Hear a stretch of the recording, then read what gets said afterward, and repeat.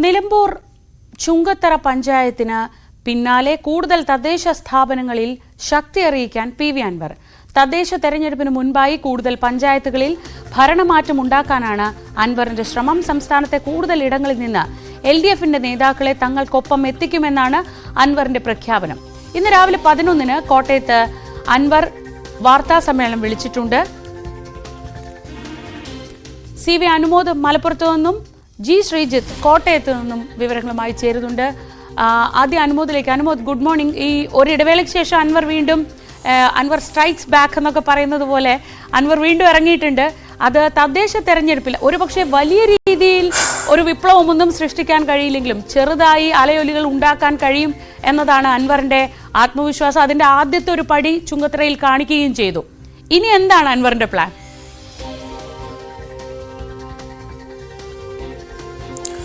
Good morning Sreeja.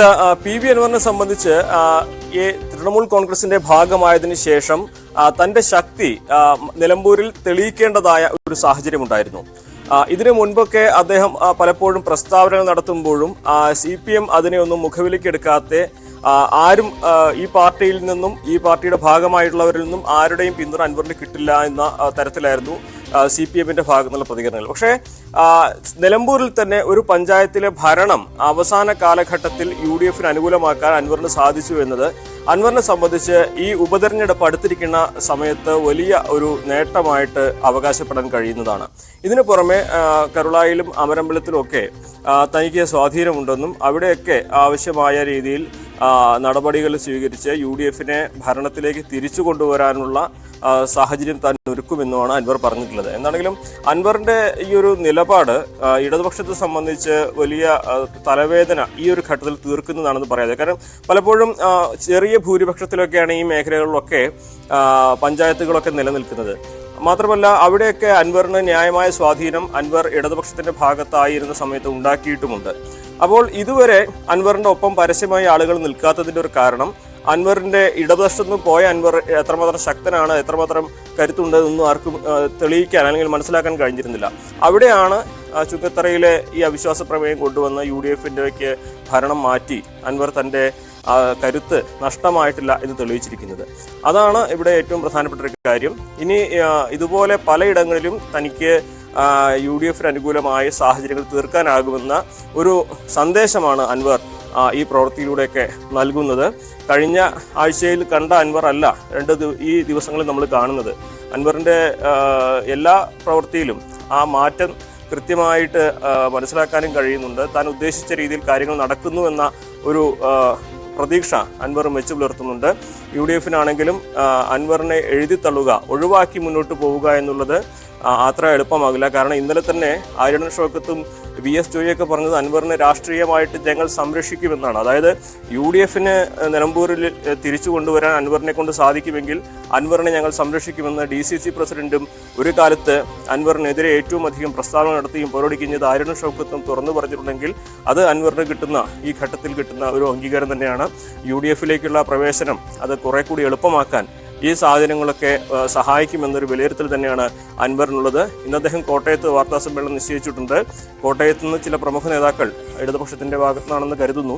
അദ്ദേഹത്തിനൊപ്പം ചേരാൻ തയ്യാറായി എന്നൊരു അവകാശവാദമാണ് അദ്ദേഹം ഉന്നയിച്ചിട്ടുള്ളത്. അതിനെക്കുറിച്ച് കൂടുതൽ അദ്ദേഹം കഴിഞ്ഞ ദിവസം വ്യക്തമാക്കിയിരുന്നില്ല. എന്നാണെങ്കിലും അൻവറിനെ സംബന്ധിച്ച് തൃണമൂൽ കോൺഗ്രസിന്റെ ദേശീയ നേതാക്കളുടെ സന്ദർശനത്തിന് ശേഷം കുറെ കൂടി സാഹചര്യങ്ങൾ അനുകൂലമാവുന്ന തരത്തിലേക്ക് വരുന്നു എന്നുള്ളതാണ് ഈ ഘട്ടത്തിൽ വിലയിരുത്തേണ്ടത്. കുറെ കൂടി ജനകീയത, ജനപിന്തുണ അൻവറിന് ഈ ഘട്ടത്തിൽ ലഭിക്കുന്നുണ്ട് എന്നുള്ളത് ഒരു വസ്തുതയാണ്. ശരി, ശ്രീജിത്ത് കൂടി ചേരുന്നുണ്ട് കോട്ടയത്ത് നിന്ന്. ശ്രീജിത്ത്, ഇന്ന് കോട്ടയത്താണ് അൻവർ വാർത്താ സമ്മേളനം വിളിച്ചിട്ടുള്ളത്. അതായത് ഇന്ന് കോട്ടയത്ത് ഒരു അൻവർ ഷോ നമുക്ക് കാണാൻ കഴിയുമെന്ന് ഉറപ്പാണ്. പക്ഷേ ഈ പി.വി. അൻവർ പറയുന്ന കോട്ടയത്തെ പ്രധാനപ്പെട്ട രാഷ്ട്രീയ നേതാവ് ആരാണ്, എന്താണ്? കോട്ടയത്തെ രാഷ്ട്രീയ വൃത്തങ്ങളിൽ അങ്ങനെ ഒരു ചർച്ച സജീവമാണോ? ആരാണ് എന്നതിന്റെ സൂചനകൾ എന്തെങ്കിലും ഉണ്ടോ, അതോ അത് ഒരു പൂർണ്ണമായും സസ്പെൻസായി നിൽക്കുകയാണോ? തീർച്ചയായും പൂർണ്ണമായ ഒരു സസ്പെൻസായി നിൽക്കുന്നു. പി.വി. അൻവറിന് ഏറ്റവും അടുപ്പമുള്ള ആളുകളോട് പോലും അദ്ദേഹം ഇക്കാര്യങ്ങൾ വ്യക്തമാക്കിയിട്ടില്ല എന്നാണ് പറയുന്നത്.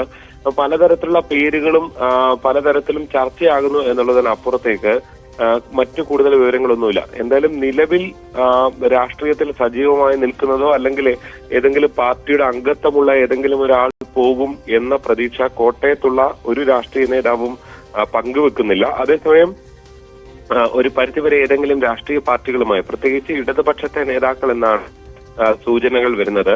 അങ്ങനെയെങ്കിൽ ഏതെങ്കിലും പാർട്ടിയുമായി മാറി നിൽക്കുന്ന അങ്ങനെ ഏതെങ്കിലും നേതാവ് ആയിരിക്കാം പോകുക എന്ന ചർച്ചകൾ മാത്രമാണ് കോട്ടയത്ത് ഉണ്ടാകുന്നത്. അതിനപ്പുറത്തേക്ക് ഈ ഭരണത്തിലിരിക്കുന്ന ഇടതുപക്ഷത്തെ ഏതെങ്കിലും നേതാക്കൾ അങ്ങനെ പോകും എന്നൊരു കരുതൽ ഇല്ല. മാത്രമല്ല ഇടതുപക്ഷം എന്ന് പറയുമ്പോൾ ഏതെങ്കിലും ഘടകകക്ഷി നേതാക്കൾ, ഇപ്പൊ കേരള കോൺഗ്രസ് എം പോലും ഫലത്തിൽ ഇപ്പോൾ ഇടതുപക്ഷത്തിന്റെ ഭാഗമാണ്. അങ്ങനെ ഏതെങ്കിലും അവരുമായൊക്കെ ചേർന്ന് നിൽക്കുന്ന നേതാവാണോ എന്ന സംശയങ്ങൾ പോലും ഉയർന്നു വരുന്നുണ്ട്.